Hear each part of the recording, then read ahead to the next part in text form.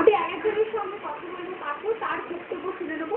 তুমি আমাকে বলো যে শহরের প্রাণকেন্দ্রে বা অন্যান্য জায়গায়, এই সমস্ত ব্যস্ত জায়গাতে সেখানে সাধারণত মিটিং মিছিল হয়, তো এই মিটিং মিছিলটাকে কি তোমরা সমর্থন করো?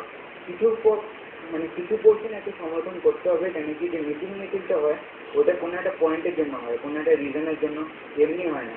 আর কিন্তু কোনো একটু প্রবলেম হয় কি একটু ইয়ে হয়ে যায়, অনেক ভিড় হয়ে যায়, জ্যাম হয়ে যায়, তো ওটা নর্মাল লোকদের জন্য অনেক প্রবলেম দেয়। তো কি চাইছো, কিরকম সময় হওয়া উচিত, কোন জায়গায় হওয়া উচিত, একজন কলেজ স্টুডেন্ট হিসেবে তোমার কি বক্তব্য?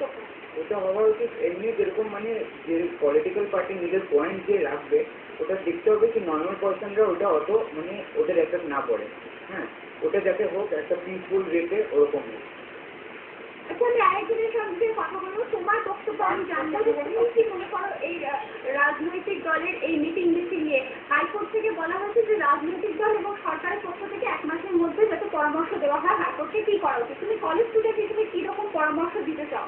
না, একটা রাজনৈতিক দলকে তার প্রচারের জন্য মিটিং মিছিল সে করতেই পারে। হ্যাঁ, এটা সাধারণ মানুষের সুবিধার্থে, যখন তাদের অসুবিধা হবে না সেই সময় যে তারা মিটিং মিছিলটা করে, এমনকি জিনিসটা বিদ্যা বলবে যে রাত্রের দিকে বা সন্ধ্যেবেলার দিকে 5টা 6টার পর, তখন বলে আশা করি সাধারণ মানুষের সুবিধা হবে এবং রাজনৈতিক দলের প্রচারটাও ঠিকভাবেই চলবে।